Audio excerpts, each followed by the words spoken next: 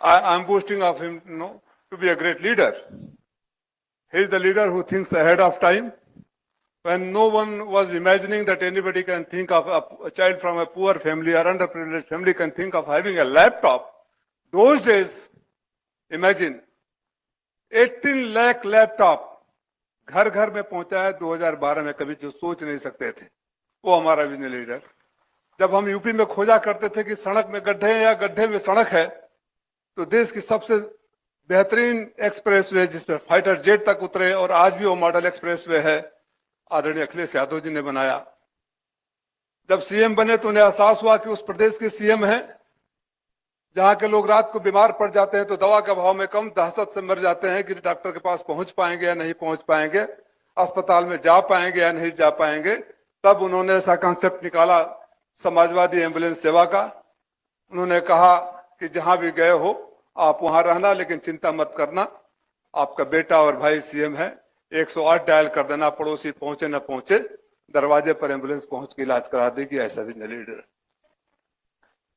हर घर में बेरोजगारी भत्ता, पेंशन, कन्या विद्याधन, I can go on count an endless number of these things. And today also this concept, Vision India, is nothing but it proves that this leader thinks always ahead of time. जब सारे देश के नेता अपनी राजनीति में व्यस्त हैं, तब ये विजन इंडिया कॉन्सेप्ट न सिर्फ समझने का बल्कि अगले इलेक्शन में जाने से पहले to be mentally prepared what actually we want to achieve. और जब आपका मौका मिलेगा, I am sure again once again he'll prove political opponent they may criticize him for their political interest, but I bet you no one can deliver better than Akhilesh Yadav ji. So let's welcome our great leader Akhilesh Yadav ji. Thank you.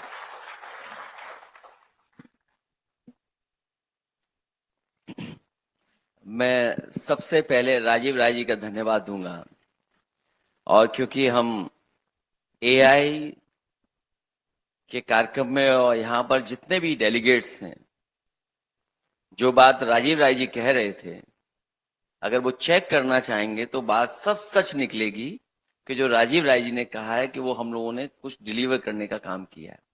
मैं सबसे पहले MS Rao ji,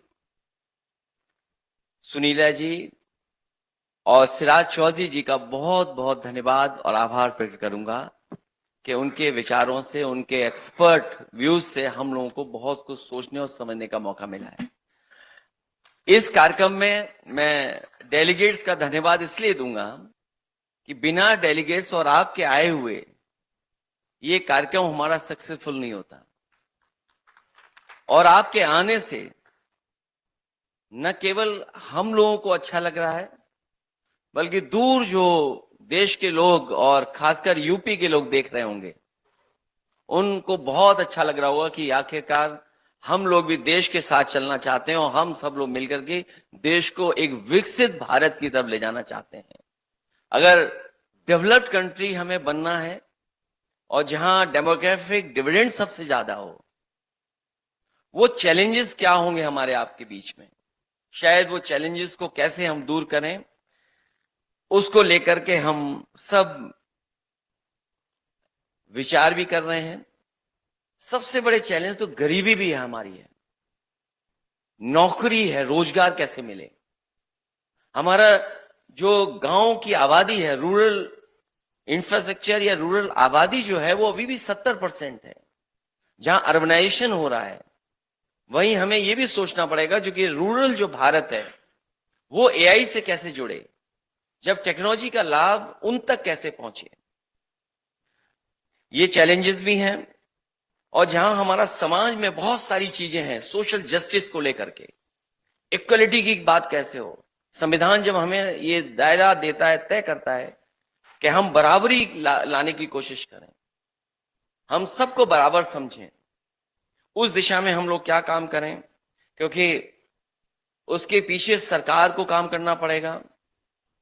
जब हम data centre की सोचे तो data centre कैसे बने, और उसके लिए सरकार क्या ऐसी फेवरेबल पॉलिसी बनाए कि जिससे सबका साथ और सबकी ग्रोथ एक साथ हो सके।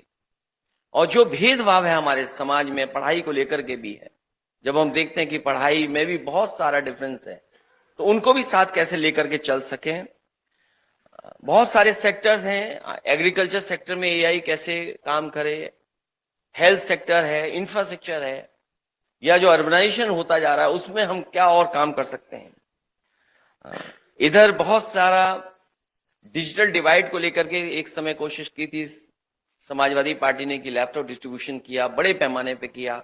आईटी सेक्टर में और क्या काम कर सकते हैं, एससीएल जैसे बड़े ग्रुप उन लोगों को लेकर के आए लखनऊ में, इंफ्रास्ट्रक्चर दिया, पॉलिसी के तहत हम लोगों ने जोड़ा। तो डिजिटल डिवाइड और डिजिटल पब्लिक इंफ्रास्ट्रक्चर कैसे क्रिएट करें हम लोग, उस दिशा में भी हम लोगों को काम करना पड़ेगा। एक स्टार्टअप का इकोसिस्टम कैसे क्रिएट करें, तो ये तमाम चीजें जो लेकर के हम लोग बैठे हैं। पहला भी हम लोगों ने विजन इंडिया, नियो इंडिया का कार्यक्रम किया था। हमें उम्मीद है कि इससे भी आपके बहुत सारे विचार, बहुत सारे सुझाव, सजेशन जो मिलेंगे, एक्सपर्ट्स ने जो सुझाव दिए हैं, उन सबको शामिल करके आगे आने वाले समय में हम लोगों की कोशिश होगी कि उस दिशा में हम लोग काम करें। मैं एक बार फिर एमएस राव जी का, सिराज चौधरी जी का, सुनील जी का बहुत बहुत धन्यवाद और आभार प्रकट करूंगा, क्योंकि बिना आपके इतना अच्छा कार्यक्रम, बिना आपके इतने अच्छे एक्सपर्ट, चीजें शायद हम लोगों तक नहीं पहुंचती। और डेलीगेट्स जिन्होंने कोशिश करके यहाँ पर आकर के इस कार्यक्रम को बहुत सफल बनाया है, मैं आप सबका बहुत बहुत धन्यवाद देता हूँ। बहुत बहुत धन्यवाद सर, आपके ब्लेसिंग्स के लिए, आपके वर्ड्स के लिए, जो डायरेक्शन, जो विजन आपने रखा उसके लिए मैं बहुत धन्यवाद देता हूं आपको। एंड विद योर परमिशन हम लोग सेशन की शुरुआत कर सकते हैं सुपर सेशन के लिए। तो I would request former chief secretary Alok Ranjan ji to also please come and join us on the stage so that we can have a super session. Most welcome, sir.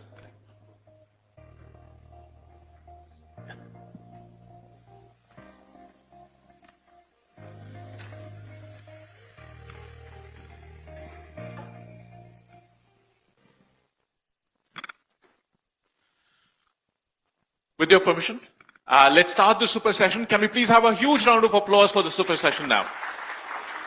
Thank you very much. Most welcome, sir.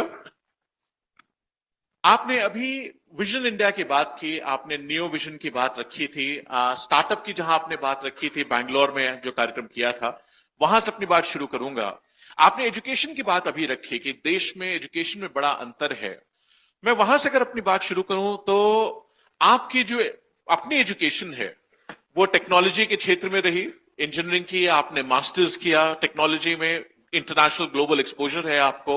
और जब सरकार में आप youngest chief minister बने उत्तर प्रदेश के, तो आपने उत्तर प्रदेश को टेक्नोलॉजी से जोड़ने का काम किया। मल्टीपल इनिशिएटिव्स, चाहे डायल 100 हो, चाहे 1090 हो, लैपटॉप डिस्ट्रीब्यूशन हो, एक्सप्रेसवेज बनाने हो, मेडिकल हेल्थ में हो, हर चीज में आपने टेक्नोलॉजी को हमेशा एक एनेबलर की तरह माना। आप हमेशा टेक्नोलॉजी का इस्तेमाल आम लोगों की सुविधा के लिए हो।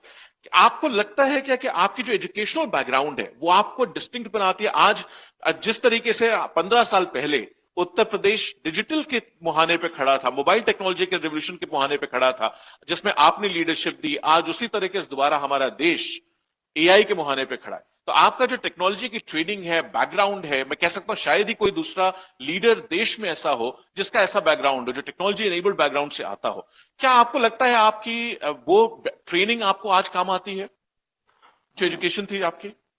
मैं सबसे पहले तो हैदराबाद के लोगों का धन्यवाद दूंगा मैं, और ये मैं धन्यवाद इसलिए देना चाहता हूं क्योंकि जब हम 108 की बात करें, जो एम्बुलेंस सर्विसेज शुरू हुई हैं, यहां जितने लोग बैठे हैं, जिनको जानकारी होगी, सबसे पहले हैदराबाद में ही 108 एम्बुलेंस सर्विस शुरू हुई थी।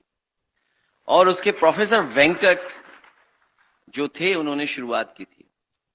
वो शुरू से उस योजना के साथ जुड़े रहे। जब यूपी में हम लोगों को शुरू करना था, मुझे खुशी इस बात की कि प्रोफेसर वेंकट को हमने साथ लिया, और उसका परिणाम ये हुआ कि यूपी जितना बड़ा स्टेट है, क्योंकि बड़ी आबादी का स्टेट है, गांव बहुत हैं, अर्बन एरिया बहुत है। सबसे अच्छा 108 का एम्बुलेंस सर्विस 102 सेंट्रल गवर्नमेंट की पॉलिसी के तहत यूपी ने अपना सबसे बेहतर इंफ्रास्ट्रक्चर क्रिएट किया। न केवल वो किया, उसके साथ साथ पुलिस का रिस्पॉन्स सिस्टम जो क्रिएट हुआ था उस समय, और जो रिकॉर्ड टाइम में बनकर के तैयार हुआ, जिस तरह एम्बुलेंस का काम होता था उससे कम समय में पुलिस का डायल 100 जो टेक्नोलॉजी के साथ इंट्रोड्यूस किया। उस समय शायद यूपी के बारे में ये सोचना कि यूपी एक रिस्पॉन्स सिस्टम दे सकता है, और मुझे याद है कि उस समय के सबसे बड़े अधिकारी जो थे स्टेट गवर्नमेंट के, प्रोफेसर वेंकट, उनको न्यूयॉर्क लेके गए, एनवाईपीडी का उनका सिस्टम कैसे चलता है, वहां का रिस्पॉन्स सिस्टम कैसे है, उसके तहत यूपी ने करके दिखाया। और शायद देश में पुलिस का इतना बड़ा रिस्पॉन्स सिस्टम विद टेक्नोलॉजी, जो डेटा पूरा वहां रिकॉर्डेड है, आप सीसीटीवी से किसी समय भी घटना को देख सकते हैं, इंफॉर्मेशन पूरी आप तक पहुंच सकती है। वो अगर इनेबल किसी ने किया तो समाजवादी सरकार में, बाकी लैपटॉप डिस्ट्रीब्यूशन जितना भी इंफ्रास्ट्रक्चर बना सकते थे उस समय किया। भविष्य में क्योंकि एआई एक चैलेंज है, जिसका यूज हो, एआई का मिसयूज ना हो, वो भी हम लोगों को इंफ्रास्ट्रक्चर ऐसा बनाना पड़ेगा कि एआई का यूज बेहतर हो, एआई का मिसयूज ना हो। होने पर आपने अभी बात शुरुआत की सर किसान की बात से, खेती की बात से। आपने कहा किसान को टेक्नोलॉजी जोड़ने की जरूरत है, उस पर काम करने की जरूरत है। तो मुझे याद है आप हमेशा बात कहते थे कि किसान को सबसे बड़ी दिक्कत होती है अनसर्टेनिटी से। इतनी सारी अनसर्टेनिटीज, अनिश्चितताएं हो उसके सामने। किसान के लिए, खेती के लिए, एग्रीकल्चर के लिए, आज भी उत्तर प्रदेश लार्जली एग्रीकल्चर है। हमारे इकोनॉमी का बहुत बड़ा वर्ग आज भी काम करता है, लगभग 70% आबादी आज भी किसी न किसी फॉर्म में एग्रीकल्चर से जुड़ी हुई है। उसके लिए आपको क्या लगता है कि किस तरीके से हम उसको भाग्य बदल सकते हैं टेक्नोलॉजी का, एआई का इस्तेमाल करके? एग्रीकल्चर और किसान हमारा और फूड सिक्योरिटी बहुत इंपॉर्टेंट रोल प्ले कर सकता है। आज जब ड्रोन्स हैं, सेंसर्स हैं, और भी सैटेलाइट इमेजेस हैं, अगर हम उनका इस्तेमाल करें तो बहुत किसान को लाभ मिल सकता है। किसान के जो संकट है, उसके सामने जो परेशानियां आती हैं, कभी पेस्टिसाइड्स की वजह से, कभी पेस्ट इतना उसकी फसल खराब होने लगती है, कभी उसको पता नहीं होता कि हमें कितना पानी डालना है खेत में, कभी उसको ये पता नहीं लगता है कि हमें किस समय खाद डालनी है। तो ये तमाम चीजें और किसान की मदद करने का काम अगर कोई कर सकता है तो मैं समझता हूं एआई के माध्यम से किसान को बहुत लाभ पहुंचा सकते हैं। कभी यूपी में पहला सेंटर बना था, remote centre of excellence, remote sensing centre. उसका भी लक्ष्य ये था कि इमेजेस से, जो सैटेलाइट से इमेजेस आती हैं, उससे फार्मर्स को हम मदद करें और गवर्नमेंट को डेटा वो मिल जाए, गवर्नमेंट भी उस तरीके से पॉलिसी बना सके और किसान तक मदद पहुंचाने का काम कर सकें। तो ये हमारा डिसीजन सपोर्ट सिस्टम क्रिएट हो जाए कि हमें कब फैसला लेना है, कब डिसीजन लेने हैं। इसमें बहुत इंपॉर्टेंट रोल प्ले कर सकता है एआई। मुझे याद है आपने एक निर्णय लिया था एज चीफ मिनिस्टर, जिसमें आपने कहा था कि सॉइल टेस्टिंग पूरे उत्तर प्रदेश में जहां जो चाहेगा, जैसे चाहेगा, उसको सरकार के माध्यम से करा सकता है। उसके लिए आपने फंड भी जारी किया था। वो एक बड़ी लेवल पे पूरे उत्तर प्रदेश में पहली बार लोगों ने अपने किसानों के रिपोर्ट कार्ड टाइप के बनवाए थे, जो खेत किसान कार्ड बने थे, रिपोर्ट कार्ड बने थे सर। कि उस डेटा को भी अगर इंटीग्रेट करें एआई में, तो क्या आपको लगता है कि इंटीग्रेटिव होलिस्टिक अप्रोच होनी चाहिए इसके लिए? क्यों नहीं, क्योंकि अगर हम किसान की मदद करना चाहते हैं, अगर हम प्रिडिक्ट कर सकें, प्रिवेंशन कर सकें किसी चीज को लेकर के, और उसको उसके जो पेस्टिसाइड से जो नुकसान होता है उसका प्रोटेक्शन कर सकें, उसको बचा सकें, तो मैं समझता हूं सॉइल टेस्टिंग है, उसको बड़ा लाभ मिल सकता है किसान, बड़ा लाभ एआई के थ्रू उसको लाभ मिल सकता है। और क्योंकि आप एपीसी रहे हैं, उस विभाग को बहुत देखा इन्होंने करीब से, मैं उम्मीद करता हूं कि आप भी बहुत सारे सुझाव उसमें मैं लाना चाहूंगा। इस मौके पे मैं आलोक जी को रिक्वेस्ट करना चाहूंगा, आप एग्रीकल्चर प्रोडक्शन कमिश्नर भी रहे और सरकार और सरकार में चीफ सेक्रेटरी भी रहे, तो आपने बहुत नजदीक से देखा एग्रीकल्चर सेक्टर को। आपको क्या लगता है आज एग्रीकल्चर में एआई कैसे इंटीग्रेट कर सकते हैं? Thank you very much. As sir has pointed out, farmer was his foremost priority when he was in the government as the chief minister. And he wanted to do a lot for the benefit of the farmer, to increase the income of the farmer and to make the farmer more productive. So ये जो आज बात कही what Mr. Abhishek Mishra is saying about soil health, we started this mobile soil health labs, and our mobile health labs were moving all over the villages in Uttar Pradesh, helping the farmers, whoever wanted to get their soil tested, to get the soil tested and give them a soil report card. And giving the soil report card, would help them to finalize how much of fertilizer to use, how much of any other input to use, micronutrients to use, what is really required. Not excess or not less, but the optimum amount has to be used. So this was one of the achievements which was done through the soil health movement. Apart from this, in agriculture sector, enhancing the productivity of the farmer, linking the farmer to markets, giving him weather information system, what crops he should sow and what time, and what returns he would get from each crop, the storage infrastructure and development of the storage infrastructure, and finally also a continuous linkage between the farmer and the market so that his income level goes up, which is our objective eventually, that the farmer True. becomes an agri-business entrepreneur. He adds value to whatever he's producing, and it is the farmer who adds this value.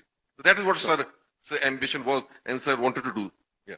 हाँ, दूसरा क्योंकि अगर climate change का और कभी कभी बारिश इतनी हो जाती है या पानी नहीं मिलता है क्रॉप्स को, या ओले पड़ नुकसान जाते हैं, सबसे बड़ा या होता है। ओले पड़ जाते हैं, हाँ, आग ओले लग पड़ जाती जाते है। हैं।